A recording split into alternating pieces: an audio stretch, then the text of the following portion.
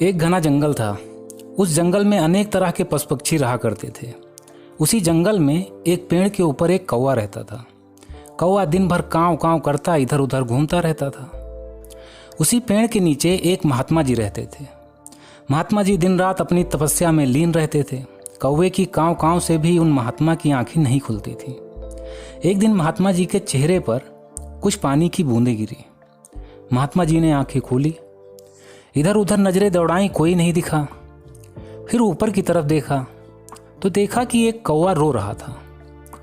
महात्मा जी ने कौवे को नीचे बुलाया और पूछा, क्या हुआ, तुम क्यों रो रहे हो? तो कौवा बोला कि रोऊं नहीं तो और क्या करूं? भगवान ने इतने सारे पक्षियों को बनाया, सबको अच्छा रंग रूप दिया, सिर्फ मुझसे ही दुश्मनी निकाली, काला रंग दे दिया मुझे। ये भी कोई रंग होता है? महात्मा जी मुस्कुराए और बोले, अच्छा तो काले रंग से दुखी हो, पर कोयल भी तो काली ही है, उसे तो भगवान से कोई शिकायत नहीं। कौवा बोला, बाबा मुझको मत समझाओ, मैं सब जानता हूँ। माना कि कोयल बहन भी मेरी तरह काली ही हैं, पर कम से कम कोयल को अच्छी आवाज़ तो दी। लोग कोयल बहन की आवाज़ सुनते हैं तो मंत्रमुग्ध हो जाते हैं, और मेरी काँव काँव सुनते ही डंडा लेकर दौड़ाते हैं मुझे, कंकड़ पत्थर फेंक फेंक कर मारते हैं मुझे। सिर्फ जब इंसानी श्राद्ध करते हैं तभी मुझे कुछ नहीं कहते, वो भी ये सोचकर कि श्राद्ध में कौवे के खाने से उनके पितरों को शांति मिलेगी, नहीं तो उस दिन भी डंडा फेंक कर मारते मुझे। तो वो आप ही बताएं कि ऐसे में मैं रोऊं नहीं तो और क्या करूं, हंसूं? महात्मा जी मुस्कुराए और बोले, अच्छा तो तुम्हें लगता है कि भगवान ने तुम कौवों के साथ नाइंसाफ़ी की है?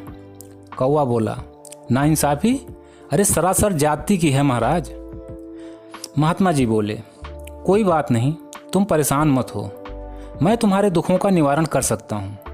मैं अपनी शक्तियों से एक बार तुम्हें जो चाहो वह बना सकता हूँ। यह सुनते ही कौवा खुश हो गया और बोला, बाबा मुझे हंस बना दो, हंस। क्या मस्त सफ़ेद कलर होता है, आहा, सोच के ही अच्छा लग रहा है। बाबा हंस बना दो मुझे, अब देर न करो। महात्मा जी बोले, अच्छी तरह सोच लो, क्योंकि मैं बार बार तुम्हें कुछ भी नहीं बना सकता, सिर्फ एक ही बार बना सकता हूँ। मेरे ख्याल से तुम्हें एक बार हंस से बात करके देख लेना चाहिए कि हंस अपने रंग रूप व अपने जीवन से खुश है कि नहीं। कौवे तो वैसे ही काफ़ी चालाक होते हैं, उसे बाबा का ये आइडिया जम गया।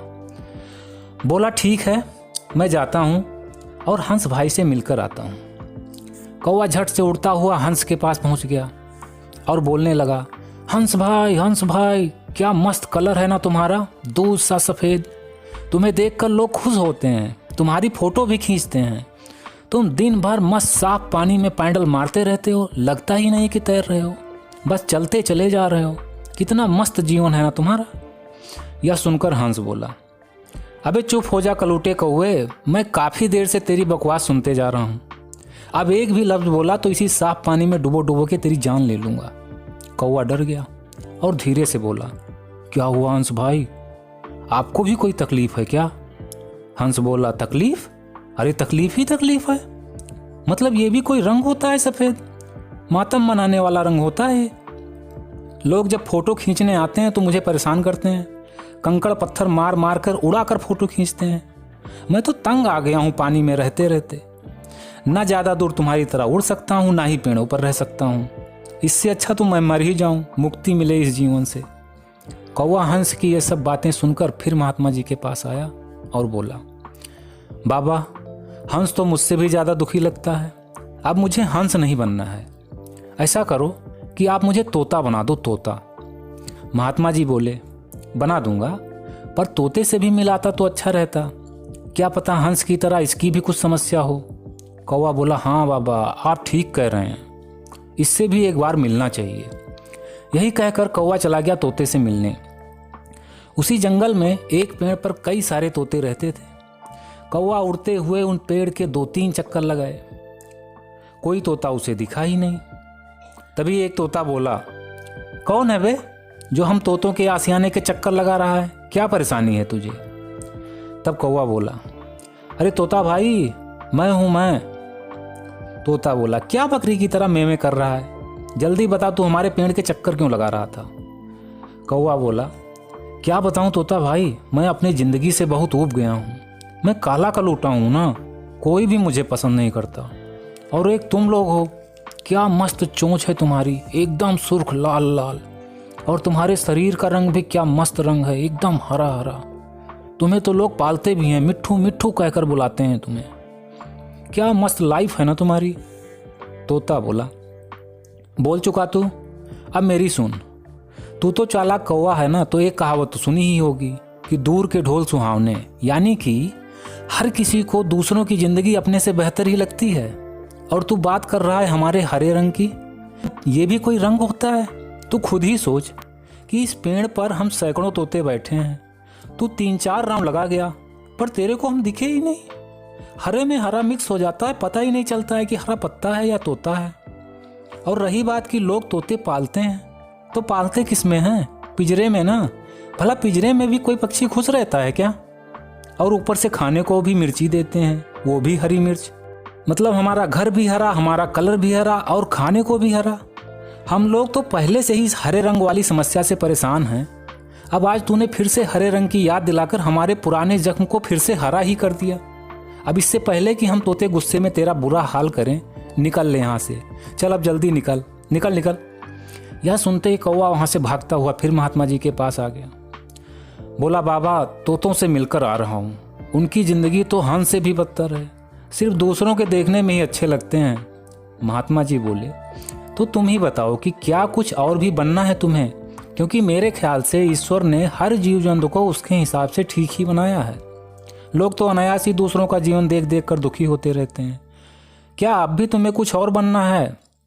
कौवा कुछ देर सोच करके बोला, बाबा एक ट्राई और करना चाहता हूँ।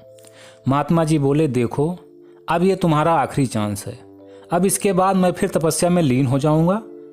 कौवा बोला, ठीक है बाबा, आप फाइनली मुझे मोर बना दो। मोर, इसमें तो कोई एक कलर है ही नहीं, मल्टीपल कलर्स हैं, मोर ही बना दो। महात्मा जी बोले, एक बार इससे भी मिलाता, क्या पता। कौवा बोला, नहीं बाबा जी, मोर को तो कोई प्रॉब्लम हो ही नहीं सकता, राष्ट्रीय पक्षी है बाबा, राष्ट्रीय। महात्मा जी मुस्कुराए और बोले, राष्ट्रीय पक्षी हो या अंतर्राष्ट्रीय, तू एक बार मिल तो आ। कौवा बोला, ठीक है बाबा, आप इतना जोर दे रहे हो तो जाता हूँ। कौवा गया मोर के पास। मोर दादा, क्या मस्त भौकाल है ना तुम्हारा, राष्ट्रीय पक्षी हो आप, क्या मजाल जो आपको कोई छू भी सके। और कलर इतना रंगा बिरंगा कि कुछ कहने ही नहीं। ऊपर से आप जब अपने पंख फैलाकर नाचते हो, सावन की घटा बरसती है, लोग छुप छुप कर देखते हैं, और जिस जहरीले सांप से सभी लोग डरते हैं, आप उसे झट से डिनर बना लेते हो। क्या मस्त भौकाल वाला जीवन है ना दादा आपका। मोर बोला, अच्छा जिंदगी भी है और पता तुझे है कि मैं कैसे जी रहा हूँ।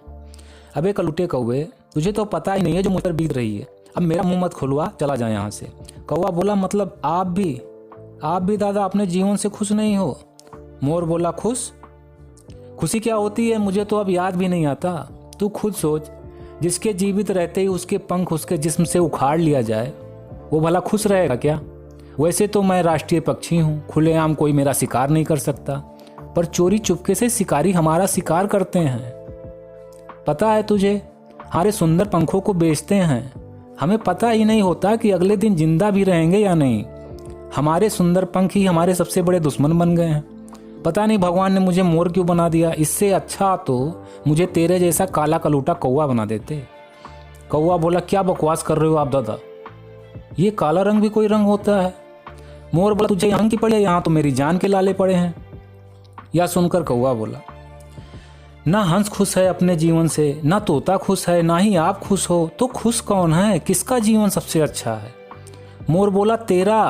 कौवा बोला, वो कैसे? मोर बोला, तूने मटन बिरयानी सुना है? कौवा बोला, हाँ। चिकन बिरयानी सुना है? कौवा बोला, हाँ। मोर बोला, कभी कौवा बिरयानी सुना है? कौवा बोला, नहीं। तो मोर बोला कि तेरा ही जीवन सबसे अच्छा है ना, ना जान का खतरा है, ना ही पिंजरे में कैद होने का, आराम से अपना जीवन जीता है तू। कौवा यह सब सुनकर शांत हो गया और सोचने लगा कि मैं आज तक भगवान को कोसता रहा अपने रंग रूप व आवाज़ को लेकर, दूसरों को अपने से बेहतर समझता रहा, पर आज पता चला कि मेरा जीवन कई जीव जंतुओं से बेहतर है। कौवा भागता हुआ महात्मा जी के पास गया और उनके चरणों में गिर के सारी बात बताई। और उसी समय कसम खाई कि मैं आज के बाद अपने जीवन की तुलना किसी और के जीवन से नहीं करूँगा। मैं जैसा भी हूँ या ईश्वर ने मुझे जैसा भी बनाया है, मैं अपने आप में सर्वश्रेष्ठ हूँ। महात्मा जी यह सब सुनकर मुस्कुराते हुए कौवे को आशीर्वाद देकर पुनः तपस्या में लीन हो जाते हैं।